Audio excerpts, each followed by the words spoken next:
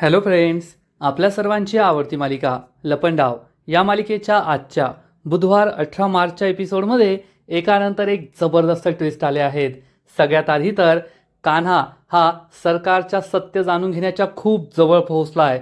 सरकारचा म्हणजेच तेजस्विनी आणि मनस्विनीचा ज्या हॉस्पिटलमध्ये जन्म झाला होता तेथे कान्हा पोहोचला. त्याने डॉक्टरांचा गणवेश घातला आणि चक्क रेकॉर्ड रूममध्ये पोहोचला. तेथे त्याला जुन्या फाईलमध्ये एक सत्य समजलंय, सरकारचं सगळ्यात मोठं सत्य. आणि ते म्हणजे सरकार म्हणजेच तेजस्विनी कामतचा जन्म एकटा झाला नव्हता, तर सरकार आणि मनस्विनी म्हणजेच तेजस्विनी आणि मनस्विनी या दोन बाळांचा जन्म झाला होता. आणि सरकारला एक सख्खी बहीण आहे मनस्विनी नावाची, हे कान्हाला समजलंय. याचा अर्थ कान्हाच्या हाती आजपर्यंतचा सगळ्यात मोठा पुरावा लागलाय. मग हे सगळं घडलं तरी कसं, आणखीन काय काय ट्विस्ट आले हे जाणून घेण्यासाठी हा व्हिडिओ शेवटपर्यंत नक्की पहा. फ्रेंड्स, आजच्या एपिसोडच्या सुरुवातीलाच सखी तिच्या रूममध्ये येते आणि पुढे चालत असताना कान्हाच्या सुटकेसबरोबर तिची जोरात धडक होते आणि तिच्या पायाला जोरात लागतं. ती ओरडते, या कान्हाच्या बॅगचं तर ना मी, असं म्हणून ती कान्हाची बॅग उचलते, वॉर्डरोब उघडते आणि खालच्या कप्प्यामध्ये कान्हाची बॅग ठेवून देते. पण ही बॅग ठेवत असताना सखीला तिची जुनी स्कूल बॅग सापडते आणि आपली जुनी स्कूल बॅग पाहिल्यावर सखीला खूप आनंद होतो. ही तर माझी जुनी स्कूल बॅग आहे, आज किती वर्षांनी मला भेटली आहे. सखीच्या चेहऱ्यावर आनंद असतो. खरंच मी जेव्हा शाळेत जायचे तेव्हा ही स्कूल बॅग घेऊन जायचे, आज किती वर्षानंतर मला ही सापडली आहे हे पाहून सखीच्या चेहऱ्यावर आनंद ओसंडून वाहत असतो. सखी आपली स्कूल बॅग उघडते आणि ही स्कूल बॅग उघडताच तिला एक ग्रीटिंग कार्ड सापडतं. ती ही ग्रीटिंग कार्ड उघडते तर हे फाटलेलं ग्रीटिंग कार्ड असतं, त्याचे दोन तुकडे झालेले असतात आणि या ग्रीटिंग कार्डमध्ये हॅपी बर्थडे असं लिहिलेलं असतं. हे ग्रीटिंग कार्ड पाहून सखी खूप दुःखी होते. ती ही ग्रीटिंग कार्ड उघडते तर त्यामध्ये फ्रॉम युअर लवली सखी तेजस्विनी कामत असं लिहिलेलं असतं. म्हणजे हे ग्रीटिंग कार्ड सखीने सरकारसाठी आपल्या आईसाठी बनवलेलं असतं तिच्या वाढदिवसानिमित्त. आणि सखीला आपला भूतकाळ आठवतो. काही वर्षांपूर्वी जेव्हा सखी लहान होती आणि तोपर्यंत तेजस्विनी आणि मनस्विनी यांची अदलाबदली झालेली होती. सरकारचा बर्थडे असतो आणि रात्री 12 वाजता सरकार आपल्या रूममध्ये झोपलेली असते. तेवढ्यात छोटीशी सखी हे ग्रीटिंग कार्ड घेऊन तिच्या रूममध्ये येते, बेडवर चढते आणि happy birthday happy birthday happy birthday असं जोरजोरात ओरडत असते आणि सरकारची झोप मोड होते. सरकार सखीकडे पाहते की ही कोण आली आहे आणि ती कानांवर हात ठेवते, कारण सखी जोरजोरात ओरडत असते हॅपी बर्थडे हॅपी बर्थडे. आणि सरकार तिच्याकडे पाहते आणि तिला दिसतं की सखी चक्क अनवाणी पायांनी तिच्या बेडवर उड्या मारतीये, नाचतीये.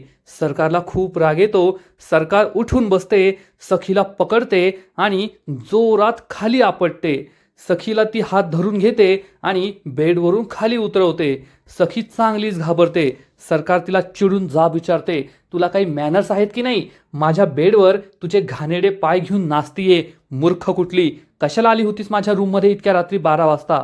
तर सखी म्हणते, आई आज तुझा वाढदिवस आहे ना, पहा मी तुझ्यासाठी किती छान ग्रीटिंग कार्ड बनवलंय. असं म्हणून ती सरकारच्या हातात हे ग्रीटिंग कार्ड देते. सरकार हे ग्रीटिंग कार्ड पाहते तर सखी तिला सांगत असते, पहा मी हाताने बनवलंय, बाहेर हॅपी बर्थडे लिहिलंय, छान डिझाईन काढली आहे, आतमध्ये लिहिलंय फ्रॉम युअर लवली सखी तेजस्विनी कामत. हे सगळं पाहून सरकार म्हणते, अरे वा, खरंच खूप छान लिहिलंय.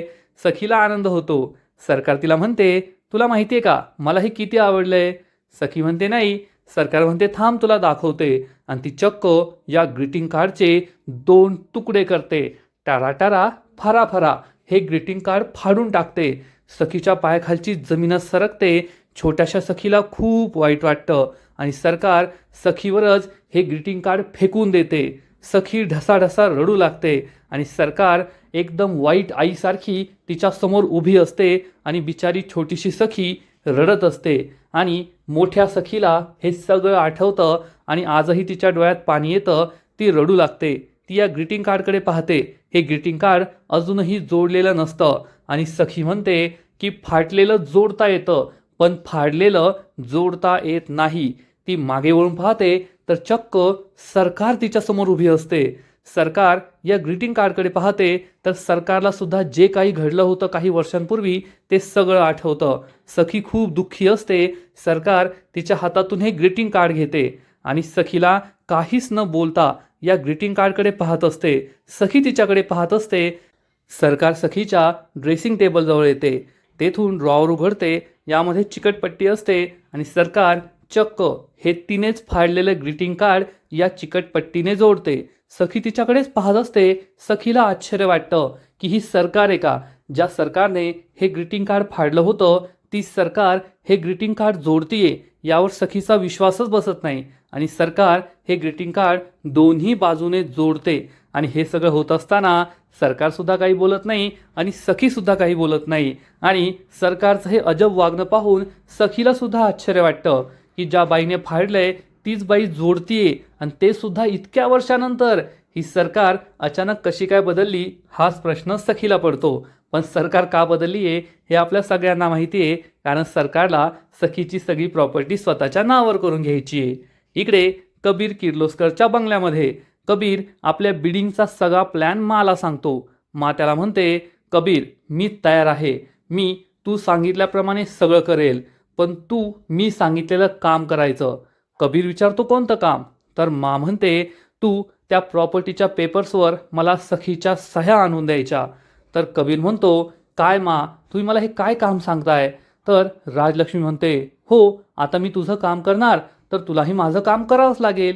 शेवटी आपण दोघे बिझनेसमॅन आहोत आणि बिझनेसमध्ये असं देवाणघेवाण तर चालतेच. जर तू माझं काम करणार असशील तरच मी तुझं काम करेल, नाहीतर मी तुझं काम करणार नाही. कान्हाला खूप वाईट वाटतं आणि त्याला आठवतं की जेव्हा कान्हाने सखीकडून वेळ मागितला होता तेव्हा सखी त्याला म्हणाली होती, कान्हा ती एक राधा होती जिने कान्हासाठी संपूर्ण आयुष्यभर वाट पाहिली आणि मला सुद्धा ते राधापण अनुभवायचं आहे. तू माझ्याकडे तर संपूर्ण आयुष्य नाही, थोडाच वेळ मागितलाय ना, मी सुद्धा तितका वेळ तुझी वाट पाहायला तयार आहे. आणि मग सखीने आपल्याला मिठी मारली होती, ती माझ्यावर किती प्रेम करते हे सगळं कान्हाला आठवतं आणि मी त्याच सखीचा विश्वासघात करणारे याचं त्याला वाईट वाटतं. मा कबीरला ठणकावून सांगते, जर तुझी इच्छा असेल ना मी तुझं हे बिडिंगचं काम करावं तर तुला माझं काम लवकरात लवकर करावंच लागेल. कान्हा हो म्हणतो आणि तेथून निघून जातो. राजलक्ष्मीला सुद्धा वाईट वाटतं आणि ती म्हणते, कबीर मला माहिती आहे तुला वाटत असेल की मी किती निर्दयी वागतेय, पण मी माझं उद्दिष्ट पूर्ण करण्यासाठीच वागतेय, तुझ्या भल्यासाठीच हे सगळं करतेय. तुला हे आज नाही कळणार, पण जेव्हा वेळ येईल ना तेव्हा तुझ्या लक्षात येईल की मी तुला जे काही करायला सांगितलं ते तुझ्या भल्यासाठीच करायला सांगितलं. असा विचार राजलक्ष्मी करते. आणि इकडे सरकारने फाडलेलं ग्रीटिंग कार्ड जोडलेलं असतं. ती सखीजवळ येते आणि सखीला हे ग्रीटिंग कार्ड दाखवते. सखीला आश्चर्याचा धक्काच बसतो की सरकारने हे का केलं. आणि सरकार म्हणते, सखी फाटलेलं सुद्धा जोडता येतं आणि फाडलेलं सुद्धा जोडता येतं, फक्त मनात असायला हवं. तर सखी चिडून म्हणते, खरंय सरकार, फाटलेलंही जोडता येतं आणि फाडलेलंही जोडता येतं, पण तुम्ही मला जो त्रास दिलाय त्याचं काय? आजपर्यंत तुम्ही माझं आयुष्य जे दुःखी करून ठेवलंय त्याचं काय? सरकार म्हणते, सखी तुला फक्त एवढंच आठवतं मी तुझ्याबरोबर कशी वाईट वागलीये आणि मी तुझ्याबरोबर काय काय वाईट केलंय, पण मी तुझ्याशी वाईट वागलीये त्याचा तुला आयुष्यात फायदा झालाय. सखीला आश्चर्य वाटतं. सखी विचारते, तुम्ही माझ्याशी वाईट वागला त्याचा मला काय फायदा झाला? तर सरकार म्हणते, मी कान्हाशी तुझं लग्न लावून दिलं. हे तर आधी तुला असं वाटलं होतं मी तुझ्याशी वाईट वागतेय, पण आज तू त्या कान्हाच्या प्रेमात पडलीये. तुझ्या नवऱ्यावर तू खूप प्रेम करते, तुझं आयुष्य सुधारलंय, कान्हासारखा मुलगा तुला शोधून सापडणार नाही असं तुला वाटतं ना, मग हा तर तुला फायदाच झालाय. सखी म्हणते, हो सरकार, पण आजपर्यंत तुमच्या प्रत्येक वाढदिवसाला मी काय काय नाही केलंय. कधी मीनाक्षी काकीबरोबर मिळून तुमच्यासाठी मावा केक बनवला, कधी तुमच्यासाठी स्वेटर विणलं, कधी तुमच्यासाठी ग्रीटिंग कार्ड बनवलं, तर कधी तुमच्यासाठी एक स्पेशल सरप्राईज दिलं. पण आजपर्यंत तुम्ही कधीच माझ्याशी सरळ तोंडाने बोलला नाहीत, कधीच माझ्या बर्थडे विश ॲक्सेप्ट केल्या नाही, कधी प्रेमाने माझ्या डोक्यावर हात ठेवला नाही. मला माझ्या आईचं प्रेम मिळावं यासाठी मी तरसले. माझ्या आईने प्रेमाने माझ्या डोक्यावर हात ठेवावा, मला प्रेमाने मिठी मारावी अशी क्षुल्लक अपेक्षा माझी होती, पण माझ्या आईने त्या माझ्या अपेक्षा कधीच पूर्ण केल्या नाही. मला मान्य आहे ना की बाबांनंतर तुम्हाला बिझनेस सांभाळायचा होता, तुम्हाला इतकं मोठं कामत एम्पायर आणखीन उंचीवर न्यायचं होतं. पण त्याचा अर्थ असा होत नाही की स्वतःच्या पोटच्या मुलीशी तुम्ही असं तुटकपणे वागणार, तिचा तिरस्कार करणार, तिचा द्वेष करणार आणि तुम्ही माझं बालपण हे पूर्णपणे डिस्ट्रॉय केलंय. सरकार ही सखीला समजवण्याचा प्रयत्न करते आणि म्हणते, मला मान्य आहे, आजपर्यंत मी तुझ्याशी चांगली वागली नाही, पण तो भूतकाळ झालाय आणि आता तो भूतकाळ मी बदलू शकत नाही. आपण फक्त वर्तमानात जगू शकतो, भविष्य बदलू शकतो. त्यामुळे यावर्षी तू मला चांगलं सरप्राईज दे, मला आवडेल असं गिफ्ट मला दे. मी तुला वचन देते, मी तुझं गिफ्ट नक्की स्वीकारणार, तुझ्या बर्थडे विशेष सुद्धा नक्की स्वीकारणार. असं म्हणून सरकार तेथून जाऊ लागते आणि सखीला हाच प्रश्न पडतो की सरकार असं का वागतीये. आणि सरकार मनात विचार करते, सखी मी तुझ्याशी इतकं गोड गोड वागतीये कारण मला त्या प्रॉपर्टीच्या पेपर्सवर तुझ्या सह्या हव्या आहेत.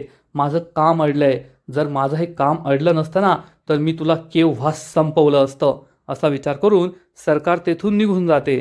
सखी मागे वळून पाहते, या ग्रीटिंग कार्डकडे पाहते आणि विचार करते, सरकार अचानक माझ्याशी इतकं गोड गोड का वागताय, सरकारचं वागणं का बदललं आहे, हाच प्रश्न सखीला पडतो. आणि सखी या जोडलेल्या ग्रीटिंग कार्डकडे पाहते आणि पुन्हा एकदा इमोशनल होते. तर दुसरीकडे सरकार हॉलमध्ये बसलेली असते. कान्हा तिच्याजवळ येतो आणि म्हणतो, सरकार या बिडिंगला जाणं आपल्यासाठी खूप महत्त्वाचं आहे. सरकार चिडून म्हणते, मला कोणत्याही बिडिंगला जाण्यात इंटरेस्ट नाहीये. कान्हा तिच्याकडे ही फाईल देतो आणि म्हणतो, सरकार तुम्हाला काहीच करायचं नाहीये, मी सगळी तयारी करून ठेवली आहे, तुम्हाला फक्त तेथे फिजिकली राहायचं आहे, बाकीचं सगळं मी करेल, म्हणून मी तुम्हाला सांगतोय तुम्ही चला माझ्याबरोबर या बिडिंगसाठी. तर सरकार रागारागाने ही फाईल घेते, जोरात आपटते आणि म्हणते, तुला सांगितलं ना मला या बिडिंगमध्ये जाण्यात काही इंटरेस्ट नाहीये. येथे मी तुला एक काम सांगितलं ते तू केलं नाहीये. मी तुला सांगितलं होतं सखीच्या त्या पेपर्सवर सह्या घे, ते तर तुला जमत नाहीये आणि मला या फालतू बिडिंगसाठी घेऊन जातोय. एकदा का तू त्या प्रॉपर्टीच्या पेपर्सवर सह्या आणल्या ना, अशा एक काय 100 बिडिंगमध्ये मी तुझ्या बरोबर येईल, हे लक्षात ठेव.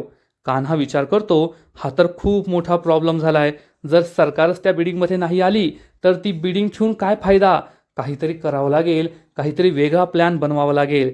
आणि तेवढ्यात कान्हाच्या सुपीक डोक्यात एक आयडिया येते आणि कान्हा म्हणतो, ठीक आहे सरकार, तुम्हाला या बिडिंगला यायचं नसेल तर नका येऊ.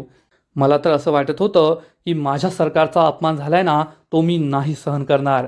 पण तुम्हाला तर अपमान गिरायची सवय लागली आहे, तुम्ही तुमचा अपमान सरकार विसरू शकता, पण हा कान्हा आहे ना स्वतःच्या सरकारचा अपमान विसरू शकत नाही. हे ऐकून सरकारला आश्चर्य वाटतं. सरकार विचारते, कसला अपमान, कशाबद्दल बोलतोयस तू.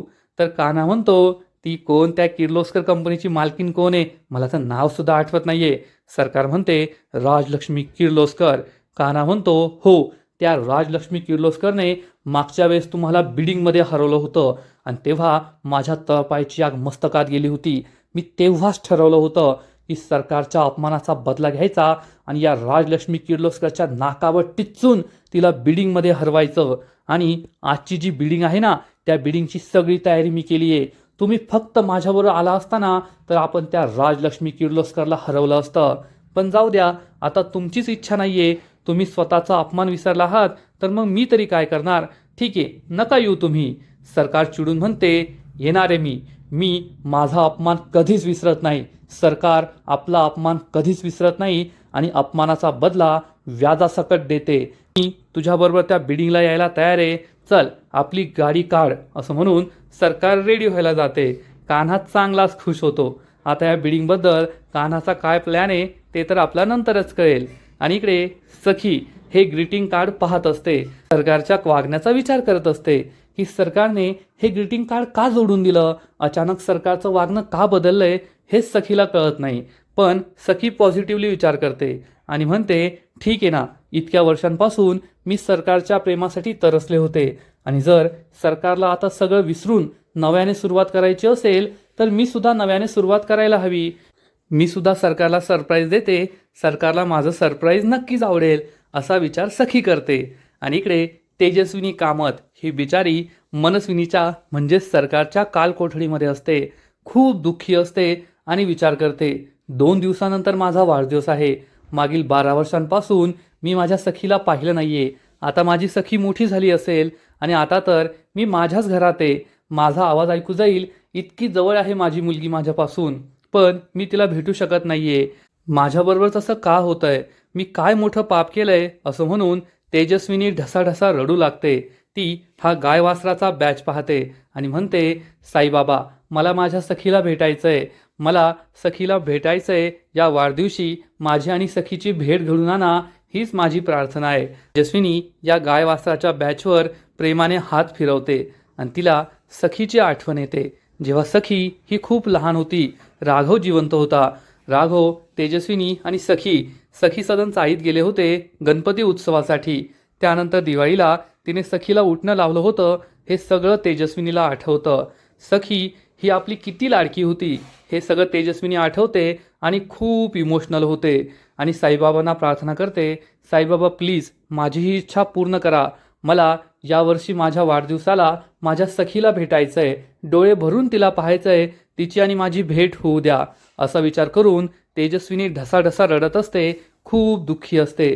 फ्रेंड्स, हा सीन खरंच खूप इमोशनल आहे, कारण एकीकडे सरकार आहे जिचा काही हक्क नसताना फक्त पैशांच्या लालसेपायी तिने स्वतःच्या सख्ख्या बहिणीला या कालकोठडीत डांबून ठेवलंय, आणि दुसरीकडे तेजस्विनी जिचा या सगळ्यावर हक्क आहे, ती मात्र आपल्या मुलीला एक नजर पाहण्यासाठी मागील 12 वर्षांपासून रडतीये, पण तिचा वनवास काही संपायला तयार नाहीये. आणि मग थोड्याच वेळात सरकार, कान्हा आणि राजलक्ष्मी एकमेकांसमोर उभे असतात आणि या बिडिंगमध्ये सरकारने राजलक्ष्मीला हरवलेलं असतं. सरकार ही राजलक्ष्मीला म्हणते, काय मग राजलक्ष्मी किर्लोस्कर, हरवलं की नाही तुम्हाला? राजलक्ष्मी तोंड वाकडं करते आणि मग कान्हा आपली बडबड सुरू करतो, काय काय काय नाव आहे तुमचं? तर राजलक्ष्मी म्हणते, राजलक्ष्मी किर्लोस्कर. तर कान्हा म्हणतो, हो जे काही असेल ते, मला काय फरक पडत नाही. तुम्हाला काय वाटलं होतं, तुम्ही एका बिडिंगमध्ये आमच्या सरकारला हरवलं म्हणजे काय तुम्ही त्यांना नेहमी हरवणार का? अहो, आमच्या सरकार काय अशा तशा नाहीये, सरकार आहे ते सरकार, त्यांना हरवणं हे अशक्य आहे.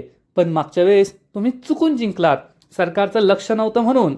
पण सरकार या कधीच आपला अपमान विसरत नाही, अपमानाचा बदला त्या व्याजाने परत देतात. आमच्या सरकारांनी कसं तुमच्या नाकावर टिच्चून देसाई व्हिला जिंकलात, पाहिलं तुम्ही कसं हरवलं तुम्हाला. राजलक्ष्मी काहीच बोलत नाही. तर सरकार म्हणते, जाऊ दे कान्हा, कमीत कमी त्यांच्या वयाचा तरी विचार कर, त्यांना आधीच खूप राग आलाय आणि तू एवढं काही बोलला, त्यांची तब्येत बिघडली वगैरे, त्यांना चक्कर आली तर काय करायचं? सरकार ही राजलक्ष्मीला ठणकावून सांगते, यानंतर सरकारच्या वाटेत आडवं यायचं नाही. यावेळेस जसं मी तुम्हाला हरवलंय तसं प्रत्येक वेळेस तुम्हाला मात खावी लागेल, हे लक्षात ठेवायचं. आणि कान्हा म्हणतो, आत्ता कळलं ना की आमच्या सरकार काय चीज आहेत, सरकारने कसं तुम्हाला हरवलं, सरकारसमोर बोलायची तुमची हिंमत नव्हती, सरकार एकानंतर एक बीड लावत होत्या आणि तुम्ही फक्त पाहत बसल्या होत्या. तर सरकार म्हणते, कान्हा यांची ना माझ्यासमोर काहीच लायकी नाहीये, पण पाठीमागून वार केलं आणि जिंकलं आणि यांना असं वाटतंय की त्यांनी खूप मोठा तीर मारला आहे, पण या सरकारला हरवणं या जगात कोणाला शक्य नाहीये, हे आत्ता त्यांना कळून चुकलं असेल. राजलक्ष्मी काहीच बोलत नाही आणि कान्हा मात्र बडबड करतच असतो, सरकारच्या बढाया मारतच असतो. आणि सरकार ही कान्हाला म्हणते, तू एक काम कर, यांना घरी सोडू नये, नाहीतर रस्त्याने जाता जाता त्यांना काही झालं ना तर उगाच आपल्यावर नाव यायचं. मी ऑफिसमध्ये जाते, तू ये नंतर. असं म्हणून सरकार तेथून निघून जाते, गाडीत बसते आणि गायब होते. तेव्हा कान्हा हा राजलक्ष्मीला म्हणतो, थँक्यू आजी, तुम्ही जसं सांगितलं अगदी तसंच केलं, याचा मला खूप फायदा होईल. तर राजलक्ष्मी म्हणते, मी तर तुझी इच्छा पूर्ण केली, तुझं काम केलं, आता तू माझं काम करायचं आहे आणि लवकरात लवकर सखीच्या त्या प्रॉपर्टीच्या पेपर्सवर सह्या आणायच्या आहेत, एवढं लक्षात ठेव. कान्हाला काय उत्तर द्यावं तेच समजतच नाही, कारण कान्हाची मनापासून इच्छा नाहीये की त्याने सखीला फसवावं आणि संपूर्ण प्रॉपर्टी स्वतःच्या नावावर करून घ्यावी. त्याला वेगळ्या मार्गाने जायचं आहे, पण राजलक्ष्मी मात्र त्याला लवकरात लवकर सखीची प्रॉपर्टी स्वतःच्या नावावर करून घे यासाठी फोर्स करते. आणि आजचा एपिसोड येथेच संपतो. फ्रेंड्स, लपंडाव मालिकेचा आजचा एपिसोड खरंच खूप भारी होता. एकानंतर एक जबरदस्त ट्विस्ट आले आहेत. कान्हाने ही बिडिंग का केली याचं उत्तर तर अजून आपल्याला कळलं नाहीये, पण याचा फायदा कान्हाला नक्कीच होऊ शकतो, एवढं मात्र नक्की. आजचा एपिसोड तर भारी होता, पण लपंडाव मालिकेचा पुढील एपिसोड आणखीन भारी असणार आहे. आजपर्यंतचा सगळ्यात मोठा ट्विस्ट या मालिकेत येणार आहे. मग नेमकं घडणार तरी काय? तर फ्रेंड्स, लपंडाव मालिकेच्या पुढील एपिसोडमध्ये आपण पाहू की कान्हा एका मिशनवर असेल, सरकारचं सत्य जाणून घेण्याच्या मिशनवर, की सरकार काय लपवतीये. आणि कान्हाने ठरवलं होतं की तो सरकारचं बर्थ सर्टिफिकेट शोधणार, यावरून त्याला नक्कीच काहीतरी माहिती मिळू शकते. आणि हे बर्थ सर्टिफिकेट शोधण्यासाठी कान्हा चक्क त्या हॉस्पिटलमध्ये पोहोचेल जेथे सरकारचा जन्म झाला होता.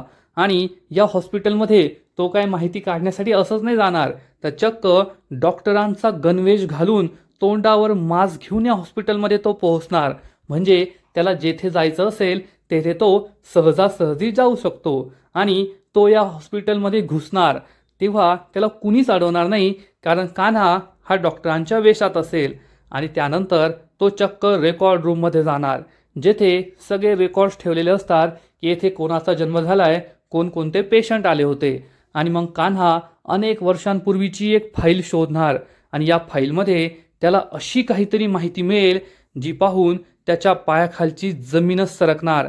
कारण या फाईलमध्ये सरकार म्हणजेच मनस्विनी आणि तेजस्विनी यांच्या आईला जेव्हा हॉस्पिटलमध्ये ॲडमिट केलं होतं तेव्हाच्या सगळ्या डिटेल्स असतील. सरकारच्या आईचं नाव होतं श्रीमती सरस्वती खानोलकर, वडिलांचं नाव होतं विष्णुवर्धन खानोलकर. आणि जेव्हा सरकारची आई गरोदर होती, त्यांच्या गर्भधारणेला फक्त 4 आठवडे झाले होते, तेव्हाचं हे रेकॉर्ड असेल. आणि या रेकॉर्डमध्ये कान्हाला आजपर्यंतची सगळ्यात मोठी गोष्ट समजणार. आणि ती गोष्ट म्हणजे या हॉस्पिटलमध्ये जेव्हा सरकारच्या आईची तपासणी झाली होती तेव्हाच कळलं होतं की सरकारच्या आईच्या पोटामध्ये फक्त एक नाही तर 2 बाळं आहेत, त्यांना जुळी मुलं होणार आहेत.